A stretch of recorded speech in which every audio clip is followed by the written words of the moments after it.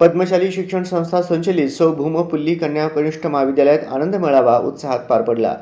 या मेळाव्याचे आयोजन महाविद्यालयाच्या प्राचार्या सौ गीता सादुल यांच्या प्रेरणेने व उपप्राचार्य श्री बाळकृष्ण गोटीपामूल यांच्या उपस्थितीत घेण्यात आला। मेळाव्याचे उद्घाटन ॲडव्होकेट श्रीनिवास कॅतम, अध्यक्ष पद्मशाली शिक्षण संस्था यांच्या हस्ते झाले। कार्यक्रमासाठी प्रमुख उपस्थिती तुकाराम श्रीराम उपमुख्याध्यापक व परमेश्वर बाबळसुरे पर्यवेक्षक हे होते।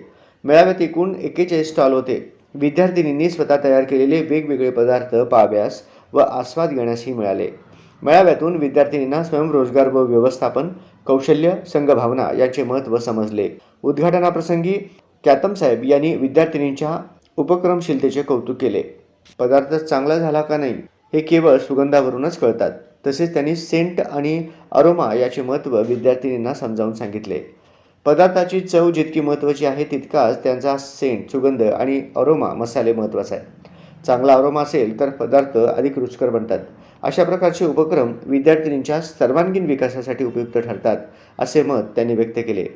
या कार्यक्रमाच्या यशस्वीतेसाठी विशेष परिश्रम सुजाता विन्नू, सांस्कृतिक विभाग प्रमुख श्री करपेसर, सहाय्यक सौ कुडक्याल तसेच सर्व शिक्षक व शिक्षकेतर कर्मचारी यांनी घेतले। कार्यक्रमाचे सूत्रसंचालन सौ दीपाली कुसेकर यांनी केले तर आभार प्रदर्शन श्री चंद्रकांत करपे यांनी केले।